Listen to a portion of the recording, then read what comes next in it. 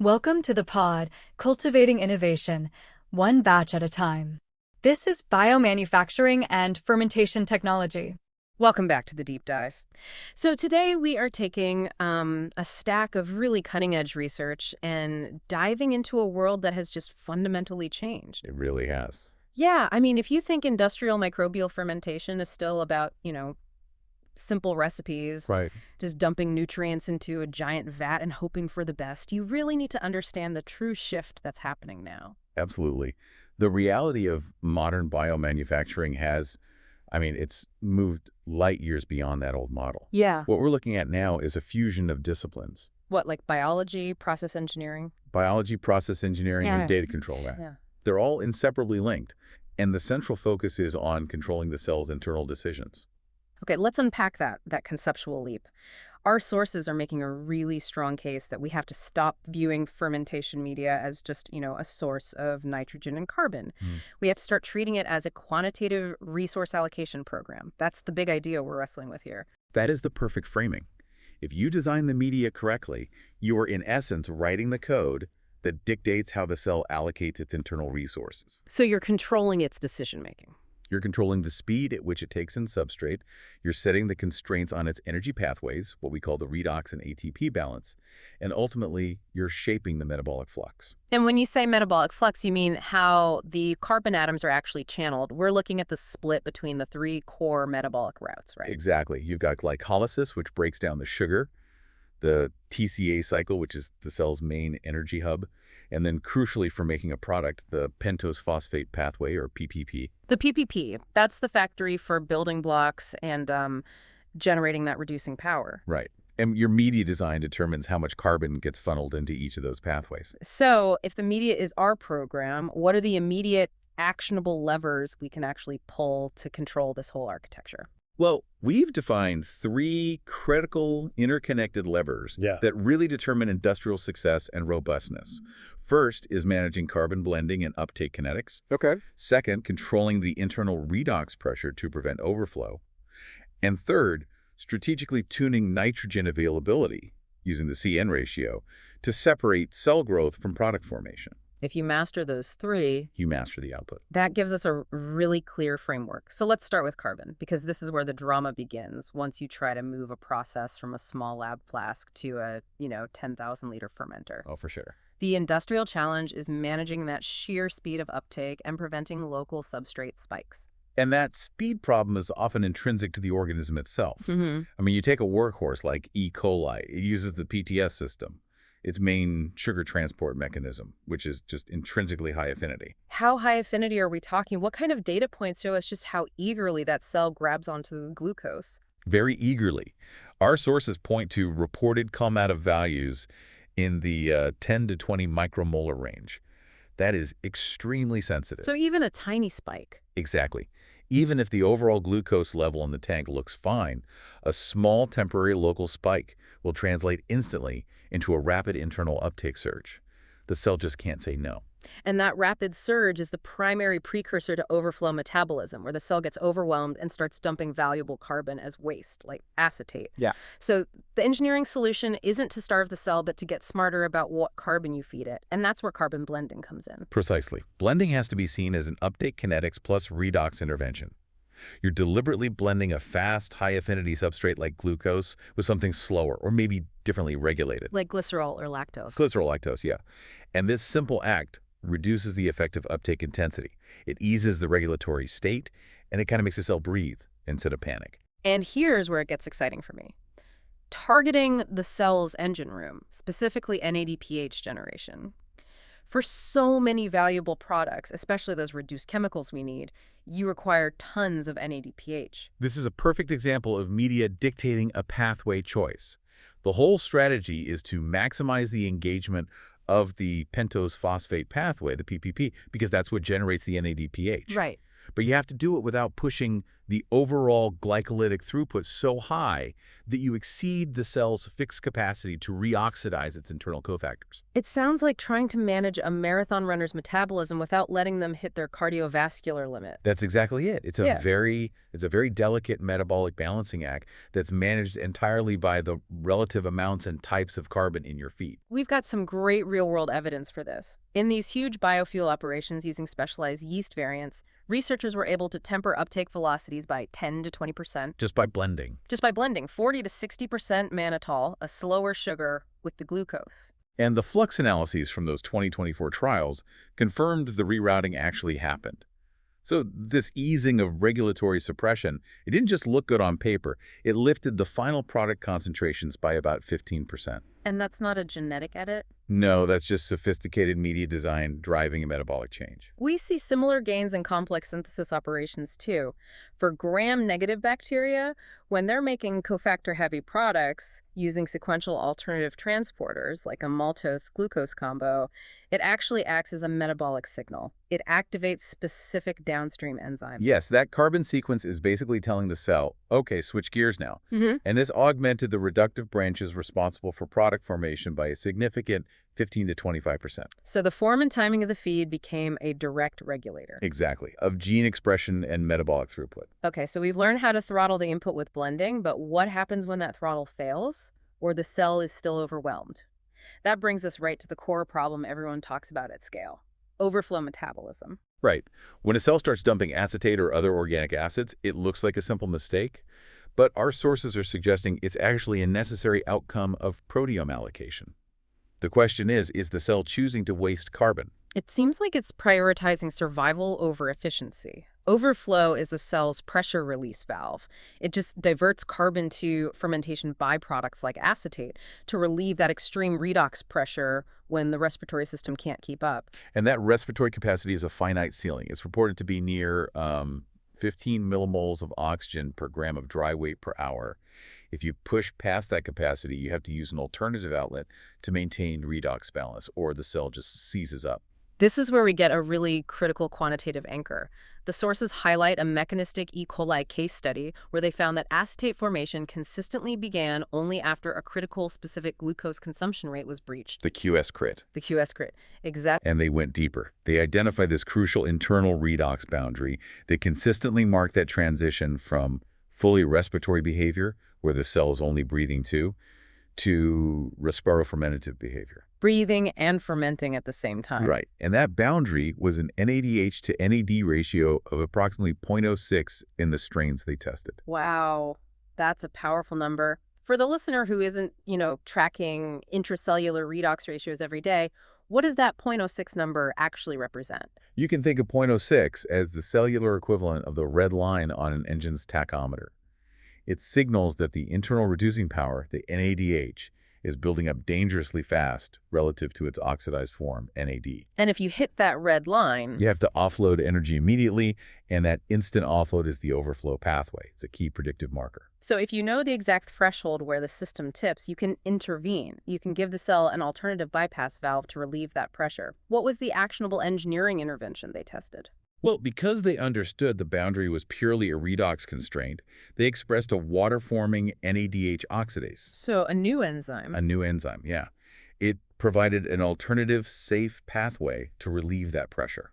And what was the practical outcome of installing that bypass? It dramatically increased the critical consumption rate. It raised the QS crit from around 0.8 up to 1.2 grams per gram of dry cell weight per hour. That's a 50% increase in the safe speed limit. A 50% increase, which means you can run your fermenter 50% harder and faster before waste becomes an issue. And that translates directly into major economic gains. So the industrial principle is clear. You're not designing for a maximal theoretical feed rate. You're designing for a safe QS corridor. And you have to actively use your media and your process control to manage that critical redox ratio. Practically speaking, robust industrial formulations, they cap sugar consumption under a relatively modest 0.6 to 1.0 grams per gram of dry cell weight per hour. That's just to avoid that 15 to 35% diversion of carbon. And what else can you do? We also saw that using alternative electron acceptors in the media, like succinate, could postpone that spillover event by around 40% and elevate the total pathway throughput by 20 to 30%. It just helps stabilize that cofactor proportion. It's amazing how much control you can gain just by mixing two sugars or adding a non-standard electron acceptor. It feels a bit like strategically tricking the cell, doesn't it? It's more like an informed negotiation with cell's own priorities. Let's shift gears now and talk about the other major resource, nitrogen. I think most people think about nitrogen strategy only in terms of quantity. Do we have enough N? Right, enough to reach high density. But we're talking about going way beyond that simple calculation. We are, because the nitrogen form and its availability are fundamental regulatory signals. They determine the cell's translational capacity, how quickly it can synthesize new proteins, its core amino acid pools, and the whole energetic burden of assimilation.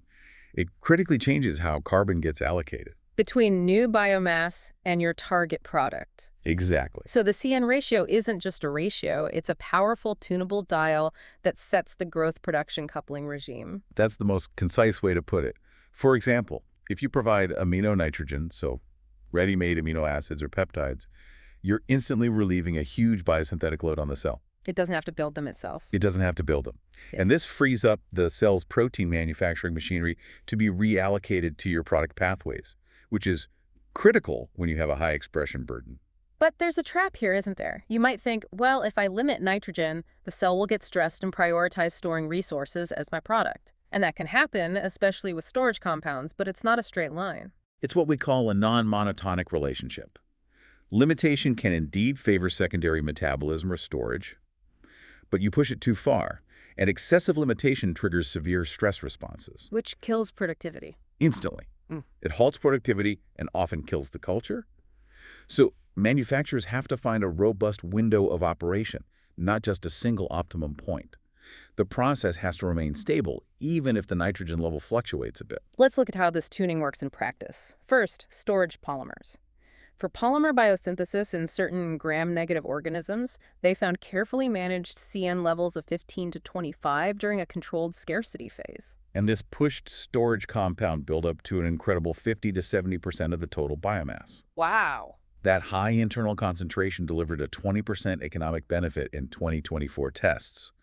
And we see a similar but different strategy for protein manufacturing. Okay. For protein export in eukaryotic microbes, using peptide-based nitrogen sources eased the synthetic strain by 10 to 20%. Because the cell didn't have to build those amino acids from scratch? Exactly. It reallocated those freed resources to the export mechanisms. The machinery needed to actually push the protein out of the cell, and that heightened total outputs by 15% in 2025 experiments.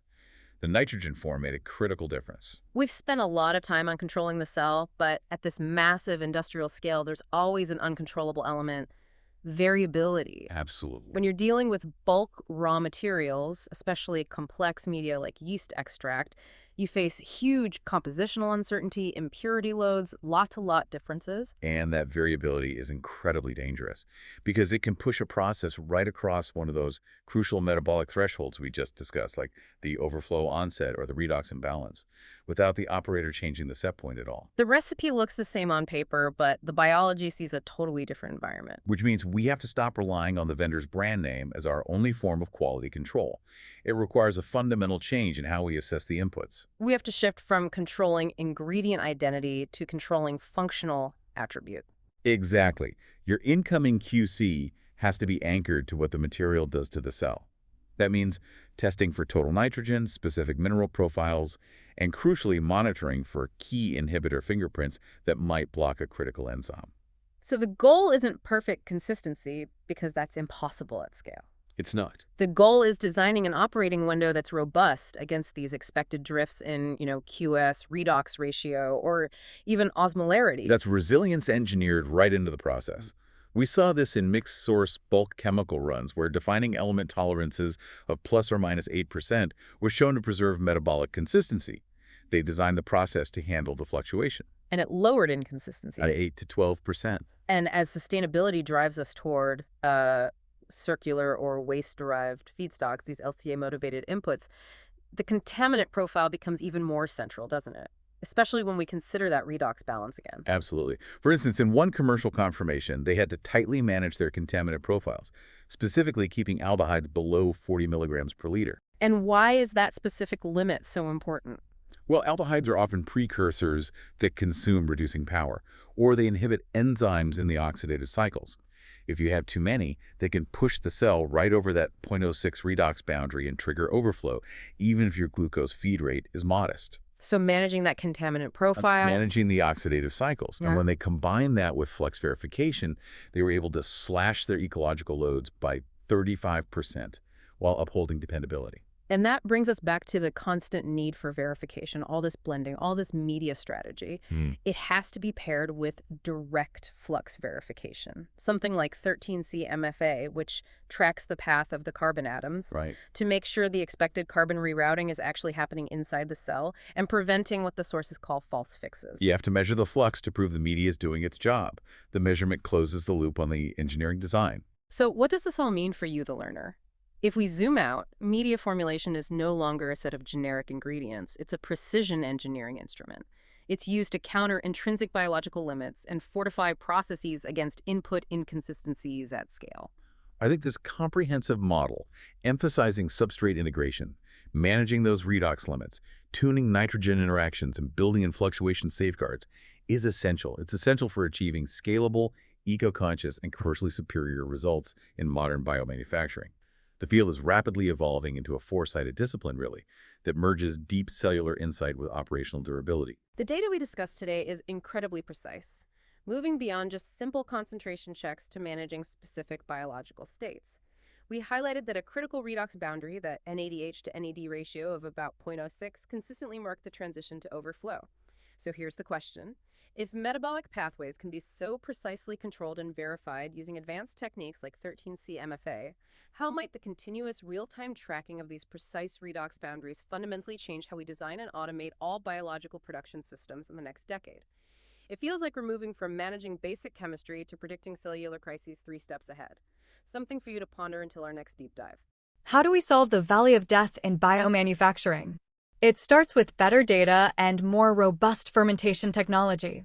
Join us on Biomanufacturing and Fermentation Technology by Prasad Ornala for our upcoming series featuring lead researchers and process engineers.